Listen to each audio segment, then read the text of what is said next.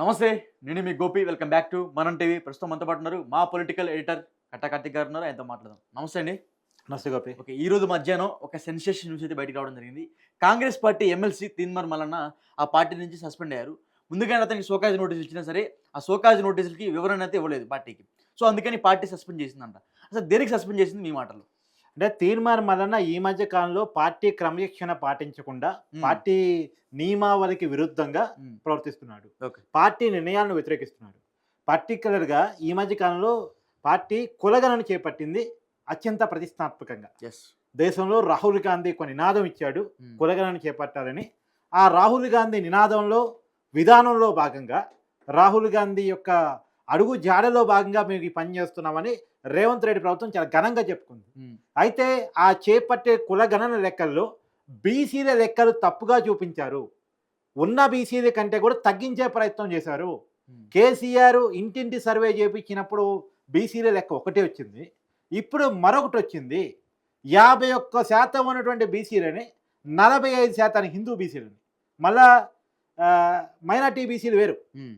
అది కాకుండా హిందూ బీసీలని దాదాపు తగ్గించేశారు అనేటువంటి వాదనని తీర్మార్ మల్లన్న ముందుకు తీసుకొచ్చాడు. హ్మ్. దాంట్లో భాగంగా ఈ కులగణన సర్వే ఏదైతే ఉందో ఆ కులగణన సర్వేని తగలబెట్టాడు లైవ్లో. హ్మ్. ఆ తగలబెట్టడం అప్పుడు మాట్లాడిన మాటల మీద పార్టీ షోకాజ్ నోటీస్ జారీ చేసింది. హ్మ్. నిజానికి అది ఆ టైంలో మాత్రమే కాదు, అంతకుముందు కూడా బీసీ సభల్లో రెడ్డి నాయకుల గురించి చాలా మాటలు మాట్లాడాడు తీర్మార్ మల్లన్న. హ్మ్. ప్రత్యేకించి కోమటిరెడ్డి వెంకరెడ్డి, తర్వాత ఉత్తమ్ కుమార్ రెడ్డి, జానారెడ్డి. అవును. జానారెడ్డిని చాలా పెద్ద టార్గెట్ చేశాడు. కోమటిరెడ్డి బ్రదర్స్ని టార్గెట్ చేశాడు. టార్గెట్ చేస్తూ మాట్లాడాడు. ఈవెన్ దో ముఖ్యమంత్రి రేవంత్ రెడ్డిని కూడా మాట్లాడే ప్రయత్నమే చేశాడు. హ్మ్. ఒకేపు కాంగ్రెస్ హైకమాండ్ని పొగుడుకుంటూనే, రాహుల్ గాంధీని పొగుడుతూనే వీళ్ళని మాత్రం బండబూతులు తిట్టాడు. హ్మ్. అయితే దీనివల్ల కులాల వైషమ్యం వస్తుంది, కులాల మధ్య తగాదా వస్తుంది. ఈ వ్యాఖ్యలు కరెక్ట్ కాదు. హ్మ్. పార్టీ నాయకుడినే వేదికల మీద ఎట్టడం అనేటువంటిది కరెక్ట్ కాదు అనేటువంటిది పార్టీ చాలాసార్లు చెప్పే ప్రయత్నం చేసింది. హ్మ్. పీసీ అధ్యక్షుడిగా ఉన్నటువంటి మహేష్ కుమార్ కూడా పిలిచి చెప్పే ప్రయత్నం కూడా చేశారు. హ్మ్. తర్వాత లైవ్లో కులగణన సర్వే తగలబెట్టినప్పుడు మాత్రం షోకాజ్ నోటీస్ ఇచ్చారు. ఆ షోకాజ్ నోటీస్ తీర్మార్ మల్లన్న వివరణ ఇవ్వలేదు, రిప్లై ఇవ్వలేదు అనేది పార్టీ చెప్తుంది. ఆ రిప్లై ఇవ్వనందుకు గాను తీర్మార్ మల్లన్ని సస్పెండ్ చేస్తున్నట్టు నిర్ణయం తీసుకున్నారు.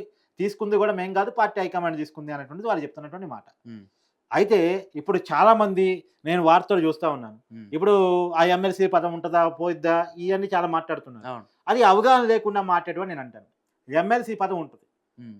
ఒకవేళ పార్టీ నిబంధనలకు విరుద్ధంగా మల్లన్న ప్రవర్తన చేస్తున్నాడు అని గనక పార్టీ భావిస్తే డైరెక్ట్గా పార్టీలోనే ఉంచుకొని హ్మ్. మండలి చైర్మన్ కనుక ఇతని మీద చర్యలు తీసుకోవడానికి కనుక పార్టీ తరఫున లేఖిస్తే అప్పుడు ఎమ్మెల్సీ పదవికి ఏమైనా డిస్క్వాలిఫికేషన్ అయ్యే అవకాశం ఉంటుందేమో తప్ప, హ్మ్. ఇప్పుడు పార్టీ సస్పెండ్ చేసింది కాబట్టి అతను పార్టీ వ్యతిరేక మాటలు మాట్లాడినా, వ్యతిరేక కార్యకలాపాలు పాల్పడినా హ్మ్. అతని మీద ఎమ్మెల్సీగా ఎలాంటి యాక్షన్ తీసుకోవడానికి లేదు. హ్మ్. అతను ఎమ్మెల్సీ అతనికి ఉంటుంది. ఓకే. అతను ఒక ఇండిపెండెంట్ ఎమ్మెల్సీగా ఉండిపోతాడు. హ్మ్. అతను ఎమ్మెల్సీ పదవికి వచ్చినటువంటి డోకా లేదు. అది ఎప్పుడు ఎమ్మెల్సీ పదవి డోకా వస్తుంది? పార్టీ సస్పెండ్ చేయకుండా హ్మ్. మా పార్టీలోనే ఉంటూ మా పార్టీకి వ్యతిరేకంగా కార్యకలాపాలు చేస్తూ చేస్తున్నాడు. కార్యకలాపాలకు పాల్పడుతున్నాడు. యెస్. మా పార్టీ టికెట్ మీద గెలిచిన ఎమ్మెల్సీ అతను. హ్మ్. కాబట్టి అతను డిస్క్వాలిఫై చేయండి, మా పార్టీలో ఉండటానికి అతను వీలు లేదు అని చెప్పేసి కనుక ఆ ఎమ్మెల్సీ పదవిని డిస్క్వాలిఫై చేయండి అని చెప్పి మండలి చైర్మన్ కనుక వాళ్ళు లేఖిస్తుంటే హ్మ్. Is valued. హ్మ్. ఇప్పుడు బీఆర్ఎస్ ఎమ్మెల్యేల మీద బీఆర్ఎస్ స్పీకర్కి నోటీస్ ఇచ్చింది హ్మ్. ఏమని డిస్క్వాలిఫై చేయమని. ఎందుకు? బీఆర్ఎస్ టికెట్ మీద ఎన్నికల్లో గెలిచి బీఆర్ఎస్కి వ్యతిరేకంగా వాళ్ళు ఉన్నారు, కాంగ్రెస్ పార్టీతో కలిసిపోయారు వాళ్ళు. హ్మ్. కాబట్టి వాళ్ళని డిస్క్వాలిఫై చేయండి అని చెప్పేసి ఒక 10 మంది ఎమ్మెల్యేల మీద, ఇప్పుడు కడియం సీఆర్, దానం నాగేంద్రు, అవును. పోచారం శ్రీనివాసరెడ్డి, ఎవరెవరైతే పార్టీలు మారారో ఆ ఎమ్మెల్యేల మీద బీఆర్ఎస్ పార్టీ శాసనసభలో స్పీకర్కి నోటీస్ ఇచ్చింది. హ్మ్.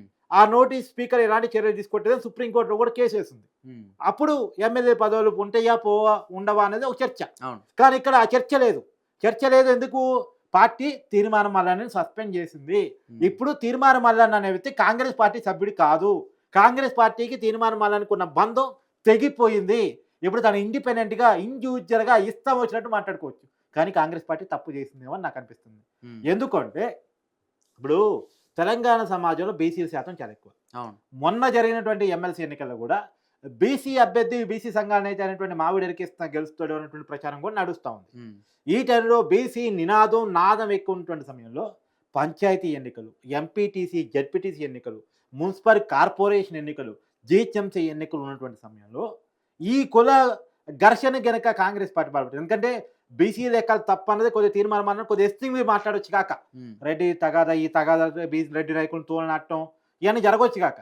కానీ బీసీ లెక్కలు తప్పన్న మాట బీఆర్ఎస్ పార్టీ మాట్లాడింది, బీజేపీ పార్టీ మాట్లాడింది.